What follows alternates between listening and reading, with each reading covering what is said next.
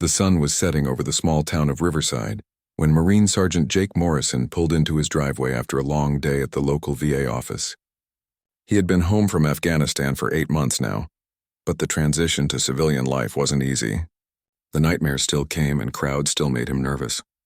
But he was trying his best to rebuild his life. Jake stepped out of his old pickup truck, his military training still evident in his straight posture and alert eyes. He noticed his neighbor, Mrs. Chen, watering her garden and gave her a friendly wave.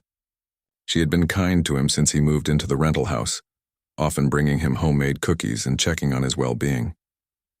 As Jake walked toward his front door, he heard shouting from down the street. It was getting dark, but he could see flashing red and blue lights reflecting off the houses. His military instincts kicked in immediately. Something was wrong. The shouting grew louder, and Jake could make out angry voices and what sounded like commands being barked.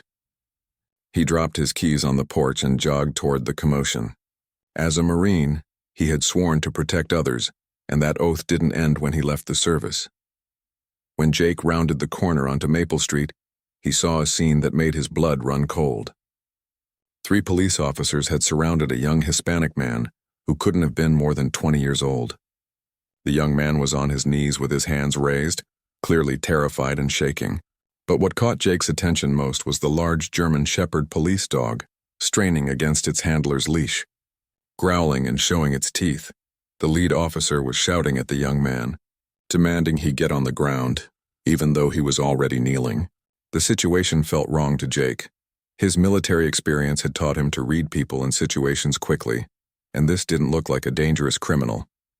This looked like a scared kid who had somehow ended up in the wrong place at the wrong time. Jake moved closer, staying in the shadows of a large oak tree. He could see the young man's face now, and tears were streaming down his cheeks. The kid kept saying, "I didn't do anything," over and over, but the officers weren't listening. They seemed agitated and on edge, as if they were expecting a fight. The dog handler was a tall, muscular officer with a buzz cut, who reminded Jake of some of the more aggressive soldiers he had served with. The handler kept jerking the dog's leash and making comments that Jake couldn't quite hear from his position. But the dog's body language was telling a different story. While it was clearly trained to be aggressive on command, something in its posture suggested it wasn't fully committed to the attack stance its handler was demanding. Jake's heart started racing as he realized what might happen next. He had seen enough violence in Afghanistan to recognize when a situation was about to spiral out of control.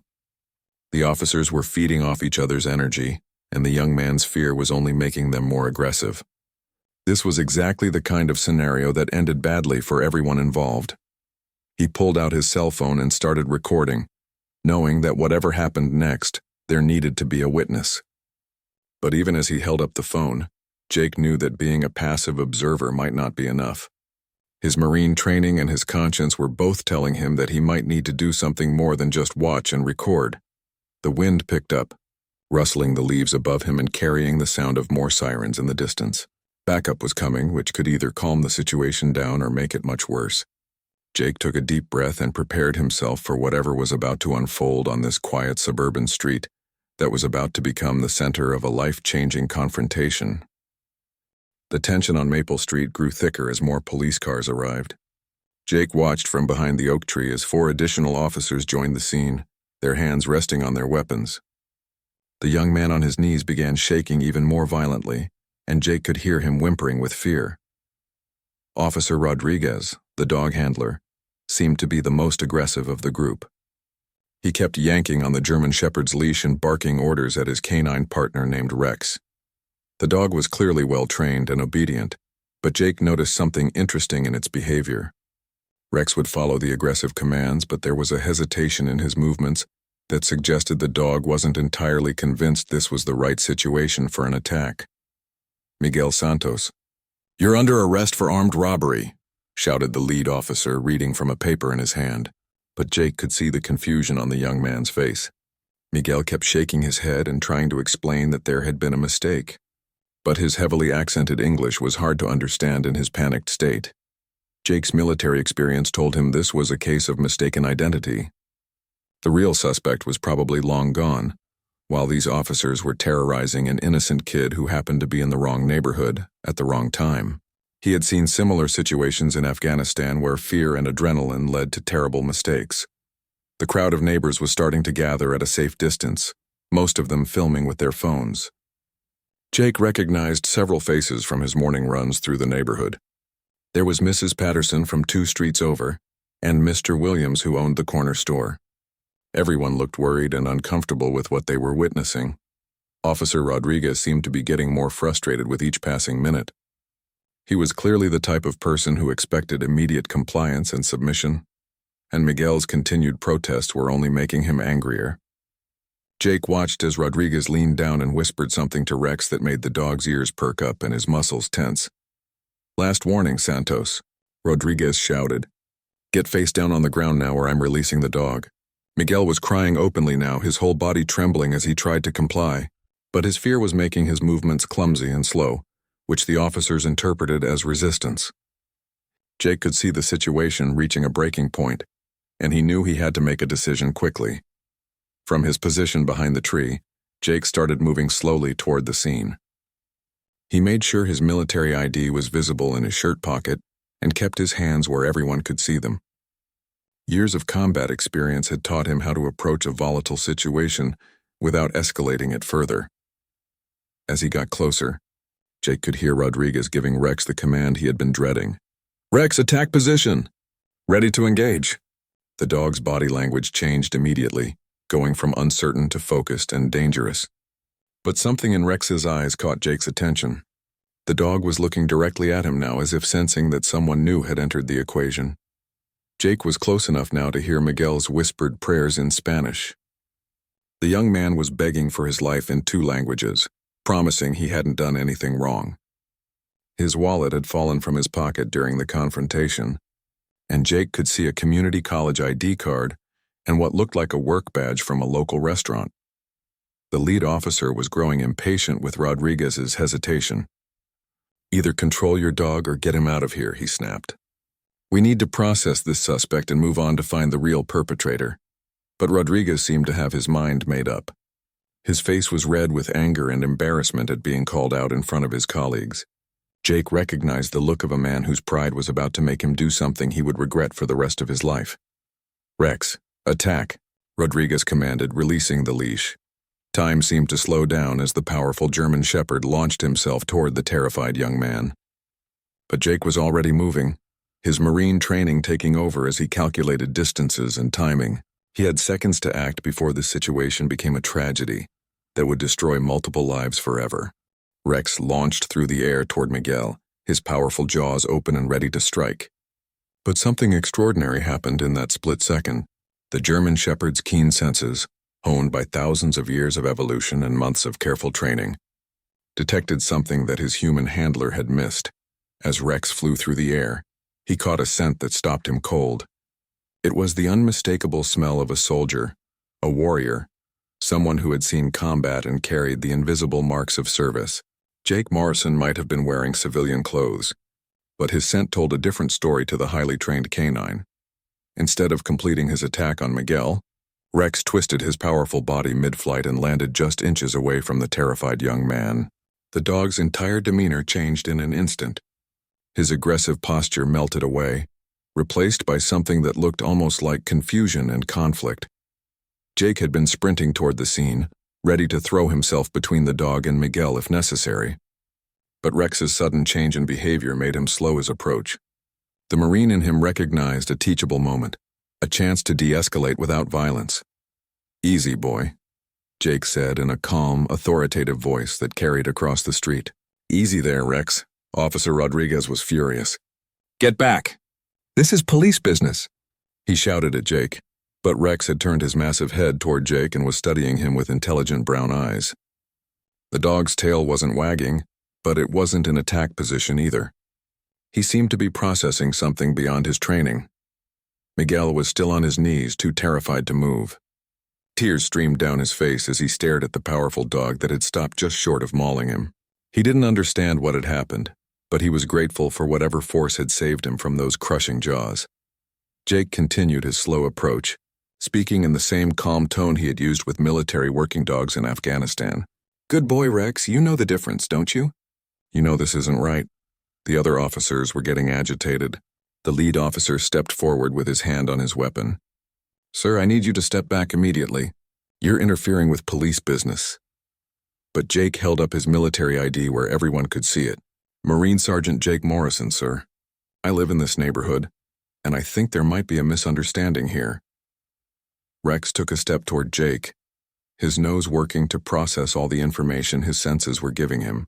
Dogs had been working alongside soldiers for thousands of years, and this particular German Shepherd had been trained to recognize and respond to military personnel. Something in Jake's bearing, his scent, his calm authority was triggering responses that went deeper than his police training. Officer Rodriguez was beside himself with rage. "Rex, return. Attack the suspect!" But the dog wasn't listening to his handler anymore. Rex was operating on instincts that told him Jake was an ally, not a threat, and that the situation wasn't what it appeared to be. Jake knelt down slowly, making himself less threatening while maintaining eye contact with Rex. "That's right, boy. You're a good dog. You know when something doesn't smell right, don't you?" The crowd of neighbors had grown larger, and everyone was filming the extraordinary scene. Mrs. Patterson was whispering prayers under her breath, while Mr. Williams had his phone out calling someone, probably the police chief or the mayor. Miguel was beginning to understand that the dog wasn't going to attack him, but he was still too scared to move. His eyes darted between Jake and Rex, trying to understand what was happening. In his broken English, he whispered, "Thank you, thank you," over and over. The lead officer was growing impatient with the entire situation. "Rodriguez, get control of your dog or I'm calling this whole thing off. We've got the wrong suspect anyway. The real robbery suspect was arrested 3 blocks away 5 minutes ago."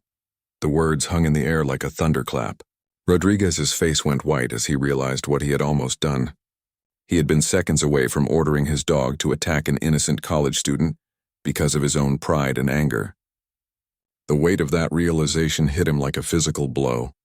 Rex seemed to sense the change in the atmosphere. The dog sat down next to Jake as if he had chosen his side in this confrontation. His intelligent eyes moved between his handler and the Marine, and it was clear which human he trusted more in this moment. Jake slowly stood up, keeping one hand near Rex's head. "Officer Rodriguez," he said quietly, "your dog did the right thing. Maybe we all should follow his example." The street fell silent except for the distant sound of sirens and Miguel's quiet sobbing. Officer Rodriguez stood frozen, his face a mixture of embarrassment, anger, and dawning realization. His fellow officers were staring at him with expressions ranging from confusion to disappointment. Rex remained sitting next to Jake, his large body relaxed but alert. The dog's decision to disobey a direct attack command was unprecedented in his 3 years of police service. German Shepherds were bred for loyalty and obedience, but this dog had chosen to follow a higher instinct than his handler's orders. Jake kept his voice calm and steady as he addressed the group of officers. "Gentlemen, I served 2 tours in Afghanistan with the Marine Corps. I've worked with military working dogs, and I can tell you that Rex here just showed better judgment than most humans would in this situation." The lead officer, Lieutenant Barnes, stepped forward. His radio crackled with updates about the real robbery suspect being apprehended several blocks away. The man they had arrested was a 40-year-old repeat offender with face tattoos and a violent history. Nothing like the 20-year-old college student kneeling on the pavement. "Santos," Lieutenant Barnes said, his voice much calmer now. "I need you to stay calm while we sort this out. There's been a case of mistaken identity." Miguel looked up with hope and confusion in his eyes. "I can go home?" he asked in heavily accented English. "Not yet," Barnes replied. "But you're not under arrest. We need to verify your identity and make sure you're okay." Rodriguez was still staring at his dog with disbelief. Rex had never disobeyed a direct command before. The handler's pride was wounded, but something deeper was bothering him. In the heat of the moment, he had been ready to use potentially lethal force against someone who turned out to be completely innocent. Jake slowly extended his hand toward Rex, letting the dog sniff his fingers. The German Shepherd's tail gave a small wag, the first friendly gesture he had shown all evening. "Good boy," Jake murmured. "You knew, didn't you?" You could tell he wasn't a threat. Mrs. Chen, Jake's elderly neighbor, had arrived on the scene and was standing with the other residents. She had brought a bottle of water for Miguel, who was still shaking from his ordeal. The kindness of the gesture wasn't lost on anyone present, especially the officers who were beginning to realize how badly they had mishandled the situation. "Rodriguez," Lieutenant Barnes said firmly. "We need to talk. Now." Officer Rodriguez clipped the leash back onto Rex's collar, but the dog kept looking back at Jake as if seeking approval. The bond between the Marine and the police dog had been instantaneous and undeniable. It was as if Rex recognized a kindred spirit, someone who understood the weight of making life-and-death decisions. Miguel was finally allowed to stand up, though his legs were still shaking. Jake walked over to help steady him, and the young man grabbed his arm gratefully. "You saved my life," Miguel whispered. "That dog, he was going to—" "Rex is a good dog," Jake replied. "He just knew you weren't the bad guy. Dogs have better instincts about people than we do sometimes." The crowd of neighbors began to disperse as it became clear that the immediate danger had passed, but many of them lingered, wanting to make sure Miguel was truly safe. The sense of community that had emerged during the crisis was something beautiful to witness. Lieutenant Barnes approached Jake with a mixture of gratitude and professional concern. "Sergeant Morrison, I appreciate your intervention, but I need to ask you not to interfere with police operations in the future." Jake nodded respectfully. "Understood, sir." But with respect, that young man almost became a casualty of war on a peaceful street in America. "As a Marine, I couldn't just stand by and watch that happen." Rodriguez overheard the conversation and walked over with Rex at his side. The dog handler looked like a man who had seen his entire worldview challenged in the span of 5 minutes. "Your dog chose well," Jake told him. "Maybe we should all learn to trust that kind of instinct." The handler looked down at Rex, who was sitting calmly between the two men. For the first time that evening, Rodriguez seemed to really see his canine partner as more than just a weapon or tool. Rex was an intelligent, feeling creature with moral instincts that might be more reliable than human judgment. "I've never seen him do anything like that before," Rodriguez admitted quietly. "He's always followed orders without question." Jake knelt down and looked Rex in the eyes. "That's because tonight was different. Tonight, following orders would have been wrong, and he knew it." 3 weeks after the incident on Maple Street, Jake Morrison found himself in an unusual situation. He was sitting in the police station conference room, surrounded by officers, administrators, and a representative from the K-9 training program. The meeting had been called to discuss what the department was calling the Rex incident. Chief Patricia Walsh, a 20-year veteran of the force, led the discussion. She was a no-nonsense woman who believed in accountability and learning from mistakes. "Sergeant Morrison," she began, "we wanted to thank you formally for your intervention that night. The situation could have ended very differently without your presence." Jake shifted uncomfortably in his chair. He wasn't used to being praised for doing what he considered his basic duty as a human being. "I just did what anyone should have done, Chief Walsh. But not everyone would have had the knowledge and training to handle a police dog in that situation," she replied. "Your military experience made the difference." Across the table, Officer Rodriguez sat quietly. He had been placed on administrative leave pending the investigation, but he had volunteered to attend this meeting. Rex sat at his feet, the dog's intelligent eyes moving between all the humans in the room as if he understood the gravity of the situation. Dr. Sarah Martinez, the K-9 program's behavioral specialist, had been studying the incident for weeks. She was fascinated by Rex's decision to disobey a direct command, something that rarely happened with police dogs. "What Rex did that night goes against everything we know about K-9 training and obedience," she explained. "But it also demonstrates something remarkable about animal intelligence and moral reasoning." Miguel Santos had also been invited to the meeting. He sat next to his lawyer, still visibly nervous around the police officers. The young man had spent the 3 weeks since the incident struggling with anxiety and trust issues, but he had agreed to participate in the department's effort to learn from what happened. "I want to understand," Miguel said in carefully practiced English. "Why did the dog not attack me? What made him stop?" Dr. Martinez opened a thick folder filled with her research. Rex responded to multiple factors that night. First, he detected Sergeant Morrison's presence and military background through scent and body language. Military working dogs are trained to recognize and respect soldiers. Second, Rex's own assessment of you, Miguel, didn't match the threat profile he had been trained to respond to. Jake leaned forward, intrigued. Are you saying Rex made his own judgment about the situation? Exactly, Dr. Martinez replied. Police dogs are trained to be aggressive on command, but they also retain their natural ability to assess threats. Rex's instincts told him that Miguel wasn't dangerous, and when he sensed Sergeant Morrison's military bearing, it created a conflict between his training and his natural intelligence. Chief Walsh nodded thoughtfully. This raises important questions about how we use K9 units.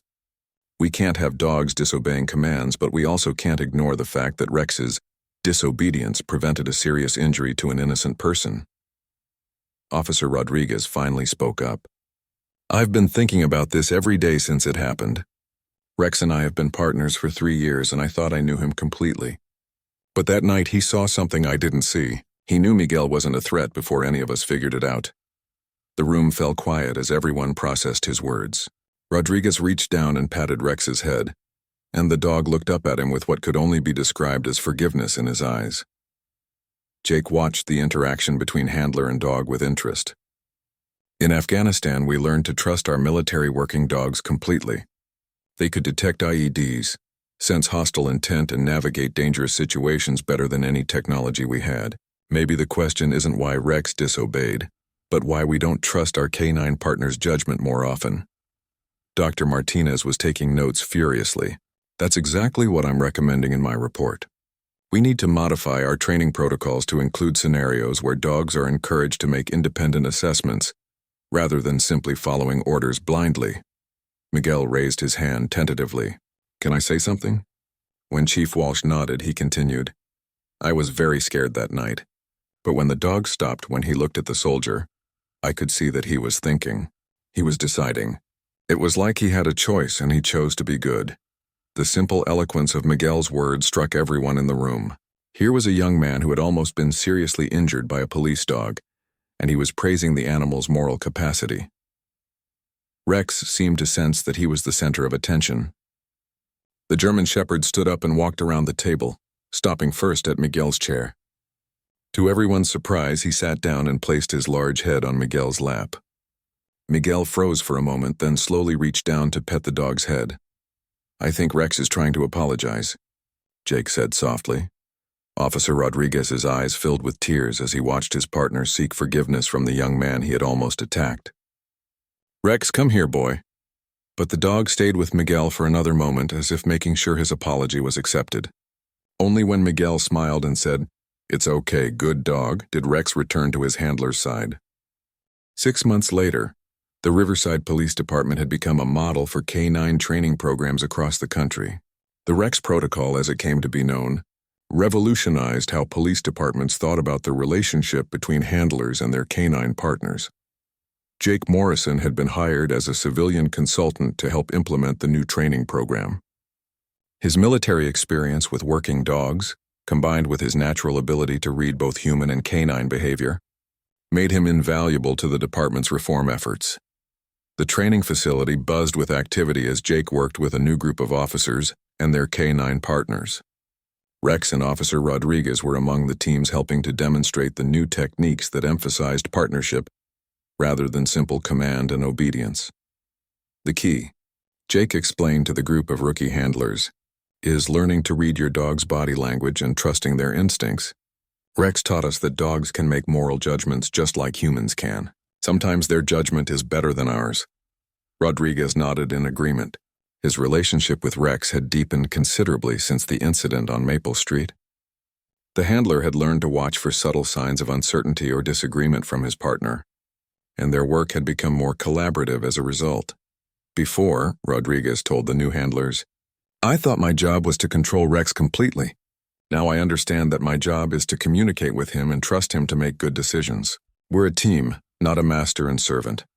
Dr. Martinez had published her findings in several law enforcement journals, and police departments from around the world were sending representatives to study the Rex protocol. The concept that police dogs could and should be encouraged to make independent moral assessments was revolutionary in law enforcement circles. Miguel Santos had also become an unexpected part of the story. The young man had overcome his initial trauma, and was now studying criminal justice at the community college. He often visited the training facility to help with scenarios that required the dogs to distinguish between actual threats and innocent bystanders. Miguel's presence helps the dogs learn to read people more accurately, Dr. Martinez explained. His body language and scent signature represent a non-threatening civilian, which helps calibrate the dog's threat assessment abilities. The success of the program had attracted media attention from across the country. News crews regularly visited Riverside to document how one dog's act of moral courage had transformed an entire approach to police canine training. But for Jake, the most rewarding part of the program was seeing the bond between handlers and dogs grow stronger. He watched as Officer Patricia Kim worked with her new partner, a young German shepherd named Zeus. The rookie officer was learning to read her dog's signals and respond to his input rather than simply giving commands. Zeus is telling you he's not comfortable with this scenario, Jake observed as they practiced a building search. Look at his ears, his tail position. He's sensing something you're missing. Officer Kim paused and reassessed the situation. Zeus was right. There was something off about the setup that her human eyes hadn't caught. The experience taught her to trust her partner's superior senses and instincts. Rex had become something of a celebrity in the law enforcement community, but he remained the same steady, intelligent dog he had always been. The difference was that now his intelligence was valued and utilized rather than simply overridden by human commands. During a break in training, Jake sat with Rex in the shade of a large maple tree similar to the one where he had hidden that night 6 months ago. The dog seemed to enjoy these quiet moments with the Marine who had understood him when no one else did. You changed everything, you know that, Jake said, scratching behind Rex's ears. Not just for Miguel, but for every dog and handler who will benefit from this new training. Rex looked up at Jake with those intelligent brown eyes that had seen through the confusion and fear of that night on Maple Street. The dog couldn't understand the full implications of what his moral choice had set in motion, but he seemed to sense that something important had changed. Officer Rodriguez approached with a smile. Jake, we've got a delegation from the Chicago Police Department coming tomorrow to observe the training. They want to see Rex demonstrate the ethical decision-making protocols. Jake nodded, still scratching Rex's ears. What do you think, boy? Ready to teach some more humans about doing the right thing? Rex's tail wagged once, a measured response that somehow seemed to convey both confidence and humility. He was ready to do his job, just as he had been that night when his job turned out to be protecting an innocent person, rather than attacking him. As the sun began to set over the training facility, Jake reflected on how one moment of moral courage from an unlikely source had rippled outward to create positive change that would last for generations. Rex had proven that heroism could come from anywhere, even from a dog who chose to think for himself when thinking for himself meant saving a life. 1 year after the incident that changed everything, the small town of Riverside hosted its first annual Rex Day, a community celebration that honored both human and canine heroes. The festival took place in the same neighborhood where Miguel Santos had almost become the victim of a tragic mistake. Jake Morrison stood on a small stage erected in the park near Maple Street, looking out at a crowd of hundreds of people, police officers, military veterans, families with children, and community leaders had all gathered to celebrate a story that had captured the imagination of people around the world. Rex sat proudly next to Jake on the stage, wearing a special collar that had been presented to him by the mayor. The German shepherd seemed to understand that this was a special day, though he remained characteristically calm and dignified despite all the attention. A year ago, Jake began, addressing the crowd, we learned an important lesson about courage, judgment, and doing what's right even when it's difficult. We learned it from a dog who chose to think for himself in a moment when thinking for himself meant everything. In the audience, Miguel Santos sat with his family, including his parents who had flown in from Mexico for the celebration. The young man was now thriving in his criminal justice studies and had recently been accepted into a scholarship program that would help him complete his degree. Officer Rodriguez stood with his fellow canine handlers, all of whom had been trained under the new Rex protocol. His relationship with Rex had evolved into something deeper than either of them had experienced before. They had become true partners, each trusting the other's judgment and expertise. Chief Walsh took the microphone next, her voice carrying across the park. The Rex protocol has now been adopted by over 200 police departments across the United States and several international agencies. What started as one dog's moment of moral courage has become a movement that's making law enforcement more effective and more humane. Dr. Martinez had flown in from Washington, D.C., where she was now working with the Department of Justice to implement the Rex protocol nationwide. Her research had shown that K9 units using the new training methods had significantly lower rates of excessive force incidents while maintaining their effectiveness in law enforcement operations. The science is clear, Dr. Martinez told the crowd. When we treat our canine partners as intelligent, thinking beings capable of moral reasoning, they perform better and make fewer mistakes. Rex proved that animals can teach us about ethics and justice. Mrs. Chen, Jake's elderly neighbor who had first shown kindness to Miguel that night, was given a special recognition for her role in fostering community healing after the incident. She had organized neighborhood meetings and cultural exchanges that had brought the diverse community closer together. As the formal presentations concluded, Jake found himself walking through the crowd with Rex at his side. Children approached carefully to pet the famous dog, and Rex seemed to enjoy the gentle attention. His calm demeanor and obvious intelligence impressed everyone who met him.